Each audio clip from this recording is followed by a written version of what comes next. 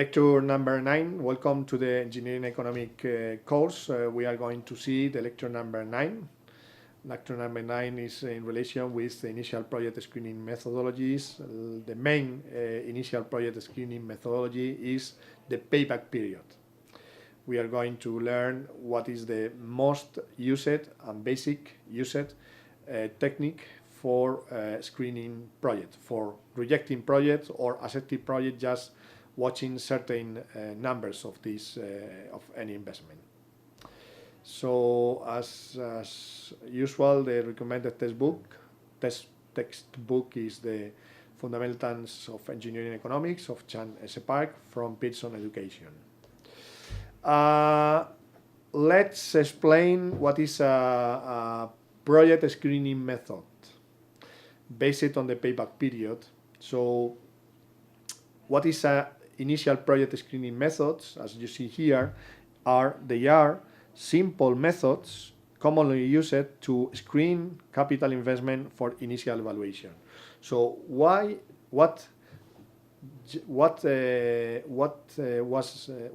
just we want to know if is that is a certain project has a specific number we are going to calculate, which is the payback period, and then this payback period is enough or not for our financial policy.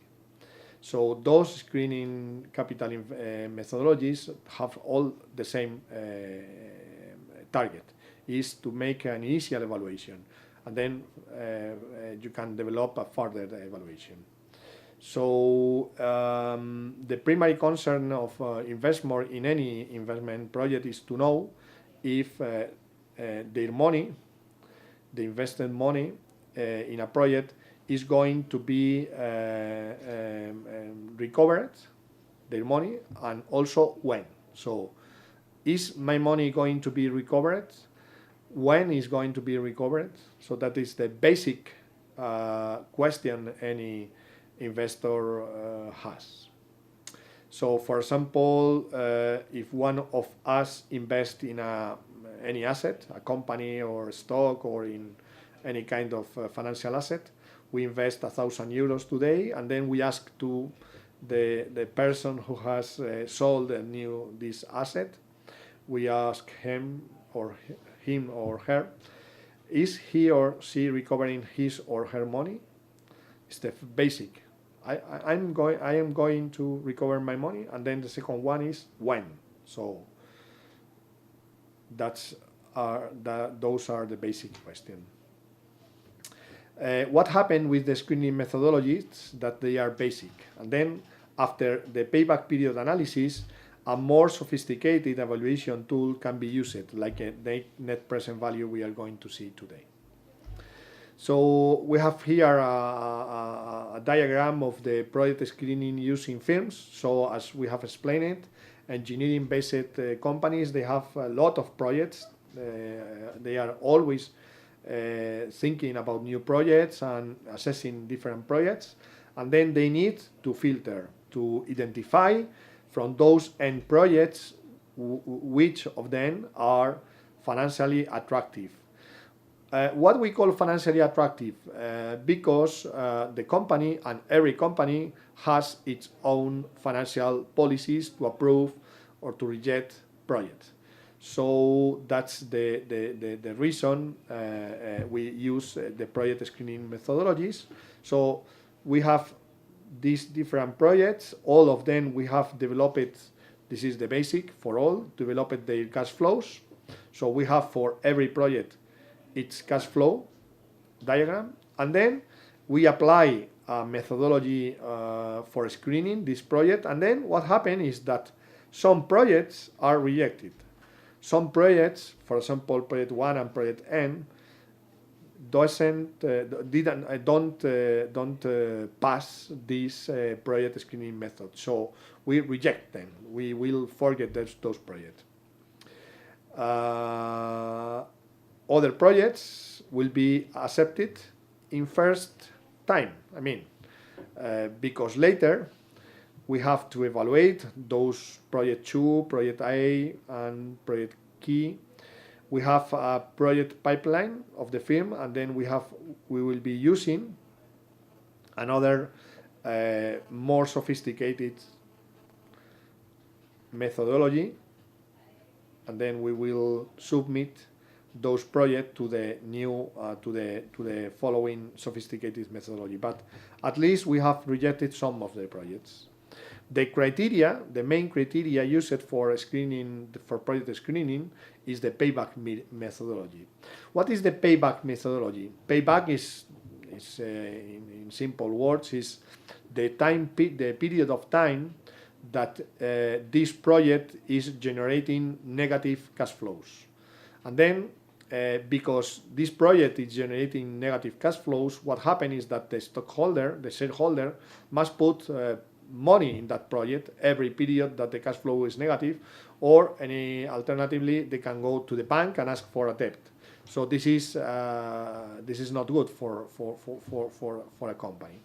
So we will going to invest in the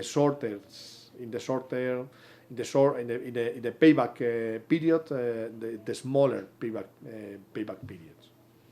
So this is the methodology, screens the projects on the basis of how long it takes for cumulative, this is the number we are going to calculate, the cumulative net cash flows to equal investment outlays. So we are going to see when the net cash flow accumulates, the cumulative net cash flow is positive.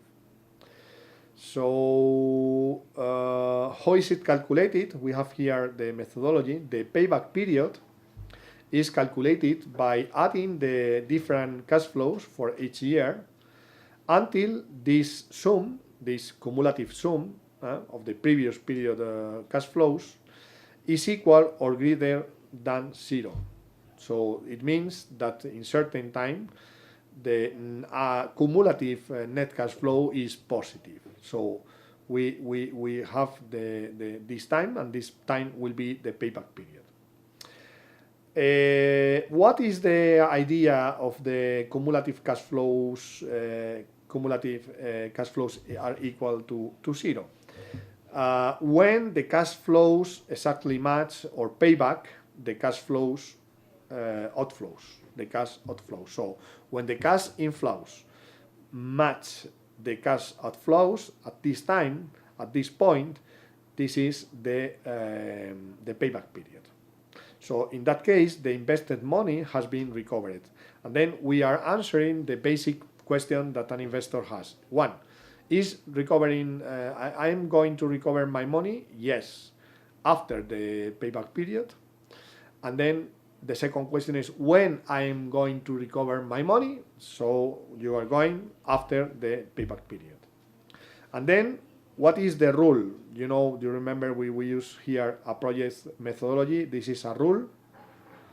And then the rule allows us to reject project or to accept projects. What is the rule? A project qualifies according to the next rule, given certain maximum has been established. Like, for example, we say for our company, the maximum payback of any project must be 5 years. Any project with payback period higher than 5, as for example 7 years, a project with 7 years payback period, we will not accept this project. We will reject.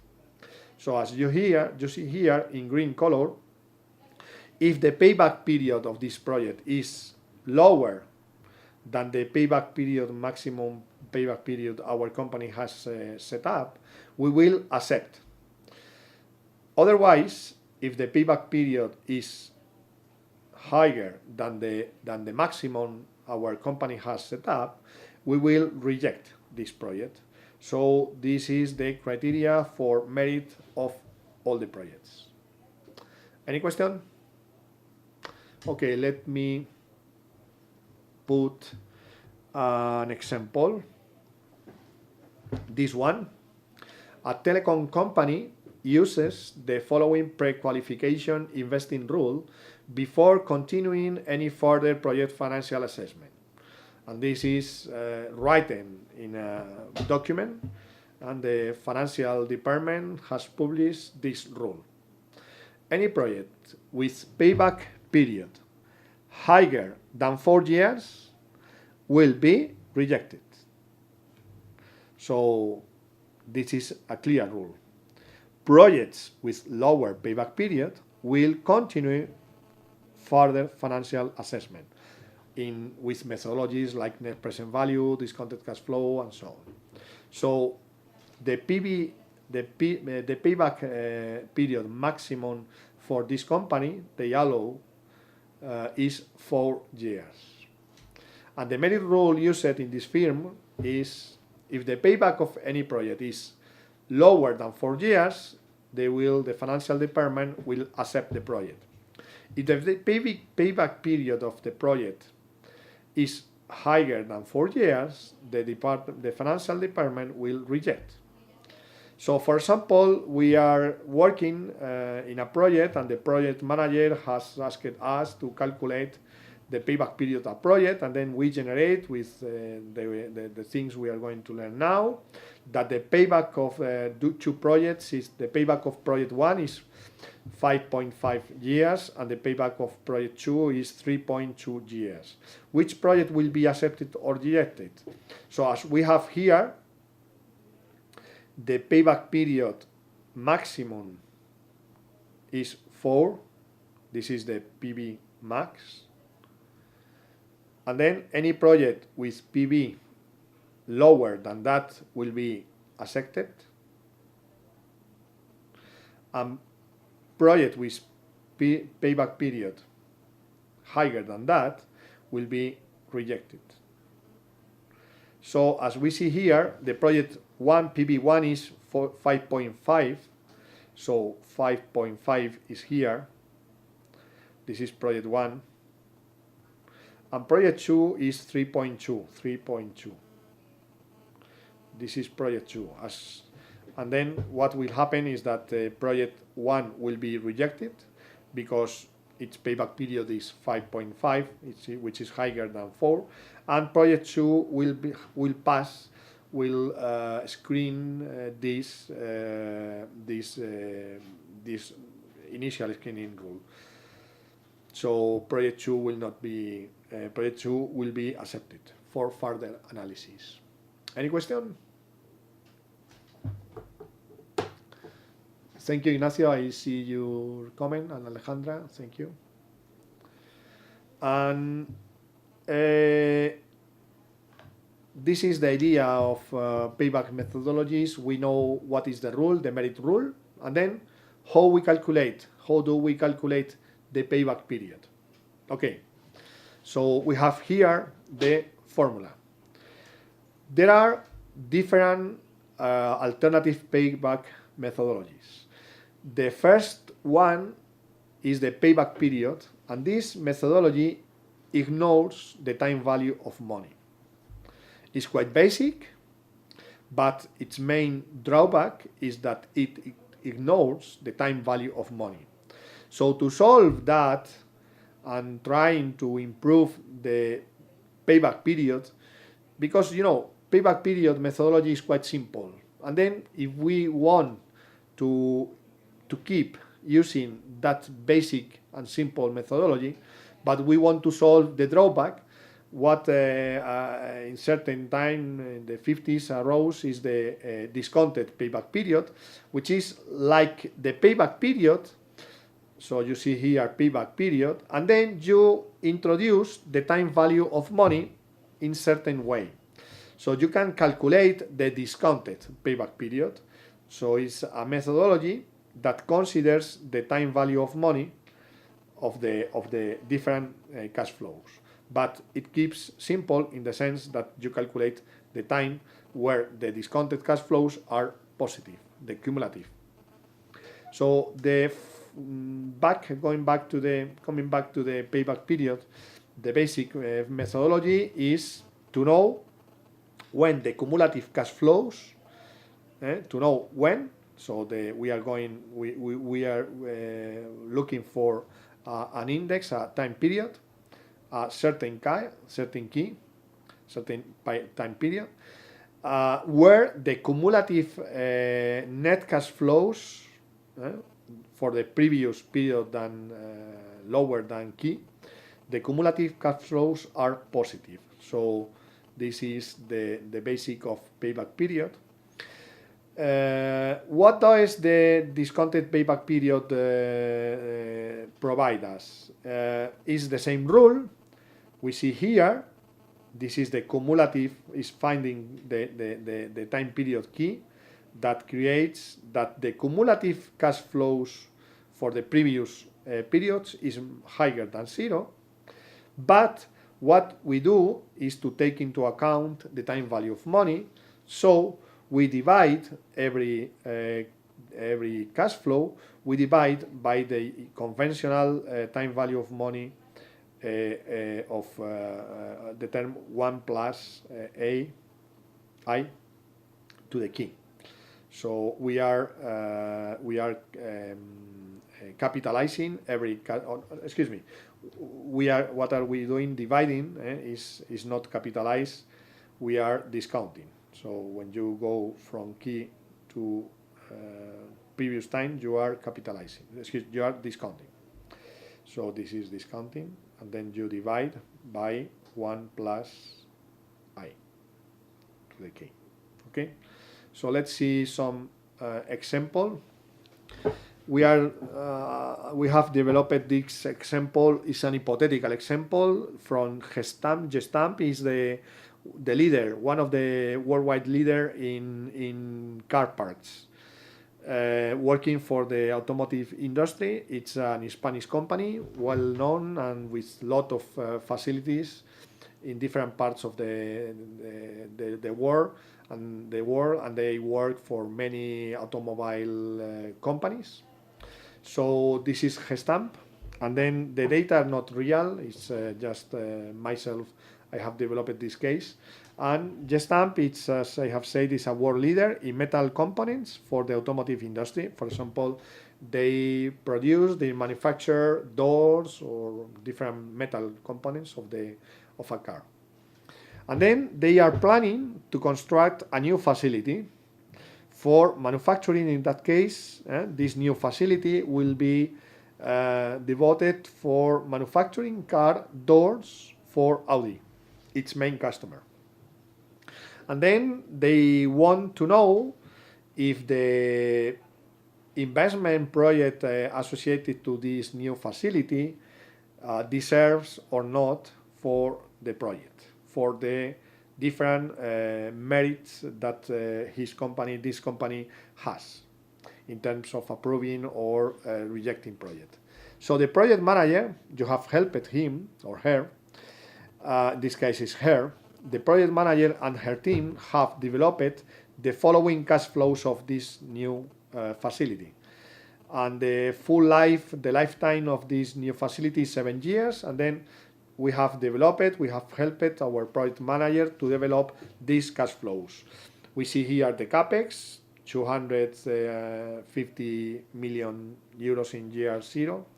In year one, our company will invest 100, so a total investment of 350 million euros. And those we planned the different receipts we will have over the time. Those will be the number of car doors we will be selling to Audi. And those are the payments, which are the cost of producing, of manufacturing those doors. So what is the merit rule our financial department of Gestamp is using?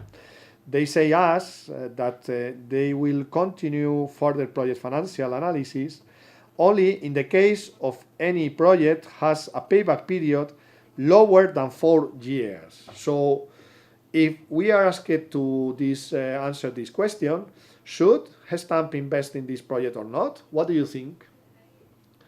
It'd be an interesting question. Let's calculate the payback period, because as in this paragraph expressed, the financial department has a simple screening methodology for further analysis, which is the payback period. They say that if the payback period is lower than 4 years, they will accept this project for further analysis, but if the payback period is higher than 4, for example 5 years, they will reject our project. So it's quite important, this matter. So note please that those are hypothetical cash flows and not real. So what is the solution? We have here the project cash flows. We know we have those were known. And then what we have calculated here, this is new, is the net cash flow every year. As you know, is the minus capex plus receipts minus payments. Or anyway, if you use every number with its own sign, and then you can add up all of them. No? So the net cash flows are those one, and then you see here minus 250, minus 100, and then we finish to invest in the project, and then we will generate revenues, receipts, and associated to those receipts we will have payments. With this is the work we have developed with the project manager to know those receipts and payments, and then the net cash flows, for example, in year 2 is 220 minus 88, which is 132, and then so on. You can calculate all the cash flows, the net cash flows. Then what we do to calculate the payback is to create a new column here, which is the cumulative cash flow, and then we start to sum the cash flows of every period. So the first one is the same as in time n equal to 0, minus 250, and then you cumulate the GR1, which is minus 100, and then you have minus 350, which is minus 250 plus or minus 100, and then this is the cash flow. And then the next year the cumulative cash flow is minus 218, which is the sum of those ones. The net cash flows of the year 2 plus the previous cumulative cash flow in year 1. So, and then you see here that after experiencing negative cumulative cash flows in certain time, certain period in year 3, or in the middle of year 3 and year 4, you start to see here that the cumulative cash flows change of sign. So being negative in the 3rd year, in the 4th year we see that this is positive. And then this is the this is the payback period. The payback period will be a number in the middle of 4 and the 3rd year and 4th year. So this is the solution. You have here the methodology. Calculate the cash flow, calculate the cumulative cash flow, then draw the cash flow as you see here. This is the cash flow, and then this is the cash flow is this one, this diagram, and then the cumulative cash flow you can see here. This is quite interesting chart. You see here the cumulative cash flow. This is this table represented in that. Okay, so you see here the negative period from 0 to certain months between year 3 and year 4, and you see here the payback. The cumulative cash flow is higher than 0 and minus 0. So this is the payback period. This, and then we have also written here the payback maximum, which is 4, and then we can calculate approximately this payback period. We know it's in the middle or in the 3rd and the 4th year. So we have calculation. It's quite straightforward. Is the GR3 plus the proportion of 38 plus 160, the proportion of 38. So 38 divided by 38 plus 160. So this is 3.2 years. And then as the payback period of this project is 3.2, is smaller is lower than the payback maximum, we will the financial department will accept the project for further analysis. So have you got any question? So what are the main benefits and drawbacks of the payback period? The benefits, as you have seen, is the simplicity of the method. It's quite simple to calculate. So in the sense of looking for screening methodology, is quite simple. And what is the main drawback is that it doesn't measure the profitability of the project. It ignores, as we have said, the cost of money over time, and it doesn't take into account the time value of money. And also, this is one important fact that we are going to see an example, is that it doesn't take into account the timing of cash flows. So it fails to recognize the future cash flows after the payback. So what does it mean? That as this project, this methodology just want to know targets in knowing the payback period, this methodology ignores what happened later with the next cash flows, if they are higher or lower. And then if you want to compare two different projects, as this methodology ignores those future cash flows after the payback period, and this is not very good. It's a very bad methodology to select on to assess different projects. So as you see here, the project 1 and project 2, the cash flows, those use the cumulative cash flows. And then you see here that for project, they are not the cumulative, they are the cash flows. And then in time 0, the project 1 is minus 10,000, then year 1, 1,000, year 2, 9,000, and then as you can calculate, the payback period will be 2 years because you accumulate those cash flows, and then the cumulative cash flow will be 0 at time 2. And then in year 3, we have a cash flow of 1,000. How is the project 2?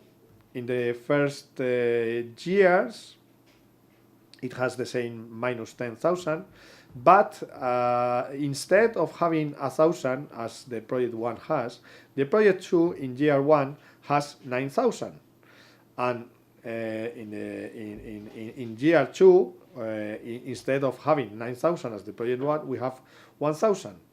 So at the end, the payback period is the same, because when you accumulate those cash flows, you will have 2 years. The cash flow will be 0, the cumulative cash flow will be 0 in year 2. So those projects will be neutral. You can choose either any of them, because all of them, they have 2 years payback period. But if we think as investor, which project would you prefer? Project 1 or project 2? We have several ways to look for. For example, if we are interested in having as much money as earlier as possible, we will choose project 2, because project 2 we have 9,000 euros in year 1. So the risk of this project ending, because there are problems, and then we have to finish this project, at least you have recovered in the first year 9,000 of the 10,000 you invested. So this project will be preferable than the project 1. Than if this happens in year 1, you will only recover 1,000 euros of the 10,000 you invested. So you will prefer project 2. So that is the basic of ignoring the time value of money. And the second aspect I would like to emphasize is the fact that in year 3, the project 2 generates 4,000 euros, and then and the project 1 just 1,000. So any of us will prefer definitely the project 2. So as the payback period only focus on payback period, 2 years, both projects are neutral to choose one of them. But if you consider the time value of money, you will definitely choose project 2. So as the payback knows those reality, we need methodologies to recognize those time value of money. One attempt to solve that is the discounted payback period, that remedies one of the drawbacks of the conventional payback period by considering the time value of money of the project cash flows. And then what does this methodology? They calculate a modified payback period or discounted payback period. As we have explained, it is the cumulative cash flows for every period divided by discounted, no? Divided by the term 1 plus I to the key. So we define the discounted payback period as the number of periods to recover the investment from discounted cash flows. Let's see an example, the same as we have seen with Gestamp, and we have the same cash flows. But now, as we are not talking about a payback period, but we are talking about a discounted payback period, this number will change. So before, remember, we had 4 years as payback period.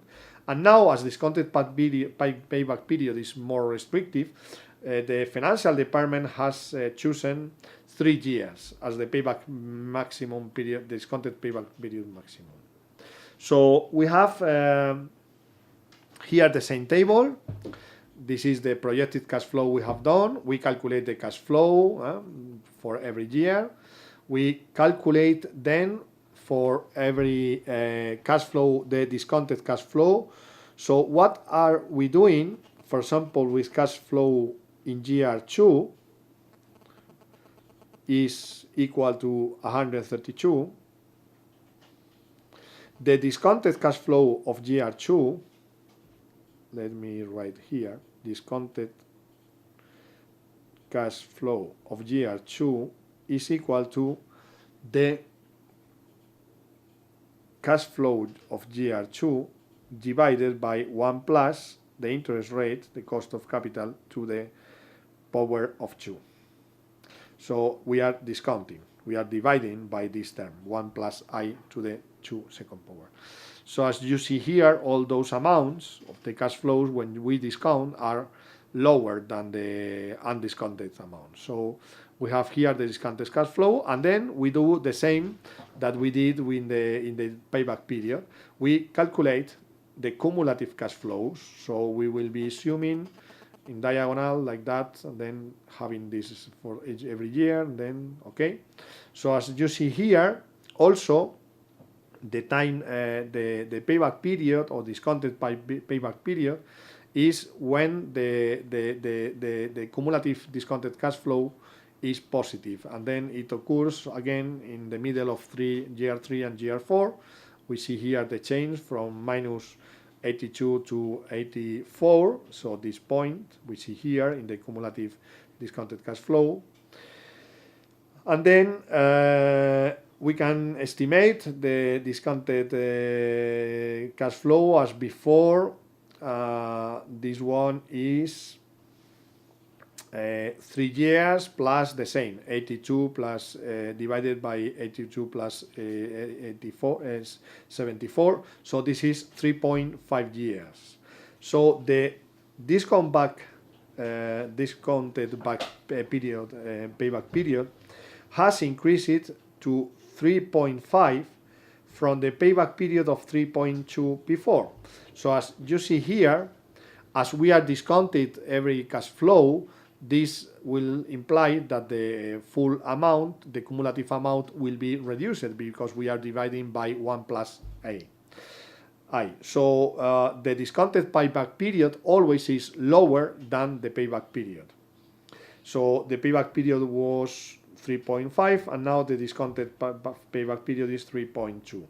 So as the discounted payback period maximum for the financial department was 3 years, what happened? That this project will not qualify, will not be accepted, and then our financial department will reject that project. But again, discounted payback period never measures the profitability of this project, and also doesn't consider the time value of money after the discounted payback period. So what we need is a new methodology. We are going to start now, the discounted cash flows methodology. So this is the end of lecture number 9. Any question?